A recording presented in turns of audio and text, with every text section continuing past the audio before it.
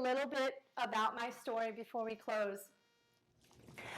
I learned at 18 that I was conceived and raped. And at 19, I met my birth mother and learned all of the horrible details. And she had actually gone to 2 illegal abortions, and I was almost aborted. But the 1931 law in Michigan protected me, saved my life, and today my birth mother and I are both thankful that we were both protected. I'll just share a couple of things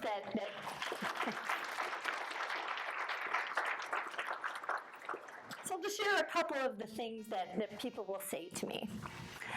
I've had people say on college campuses especially, so what you're saying is that if you had been aborted, you wouldn't be here today and you wouldn't know the difference anyway. So what does it matter? And I would explain to them that that same logic would justify me killing you today because you wouldn't be here tomorrow and you wouldn't know the difference anyway, so what does it matter? Logic.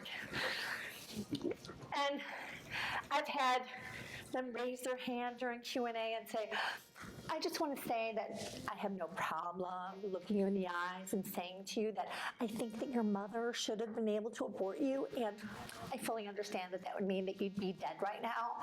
And yeah, I just want to say I have no problem doing that.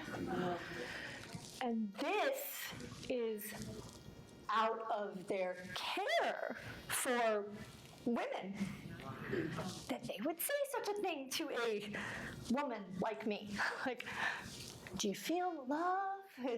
I'm not feeling it.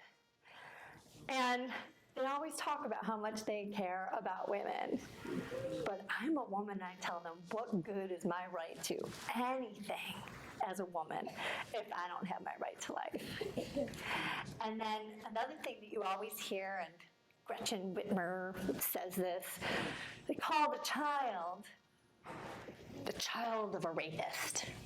The child of a rapist. I'm the child of a rape victim, first and foremost, and I'm a child of God. But a child of a rapist. Gretchen, are you saying that rapists should have parental rights? Sure sounds like it.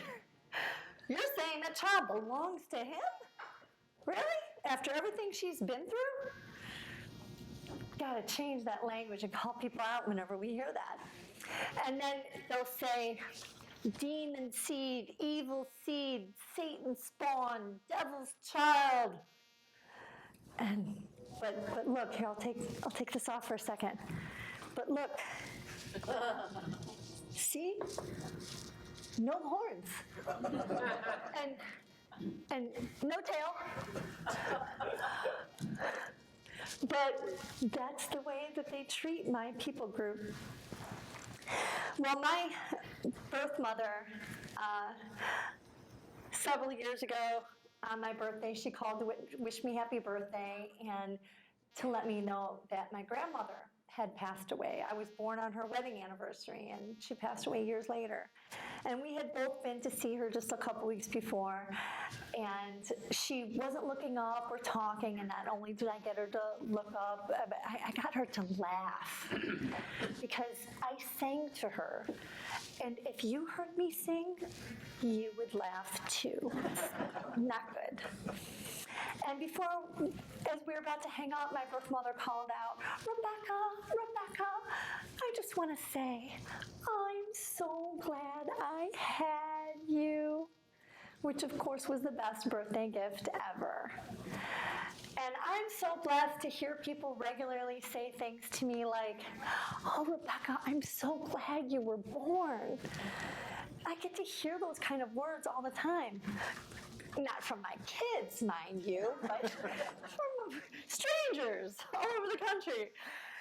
And I realize how special that is when people share their stories with me, or when it's someone's birthday, or even on Facebook if it's their birthday. I make a point of saying to people, I'm so glad you were born. And I've had so many say to me, wow, thank you so much. No one's ever said that to me before.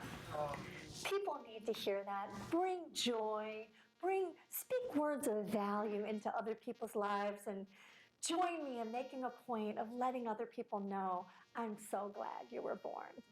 Thanks so much.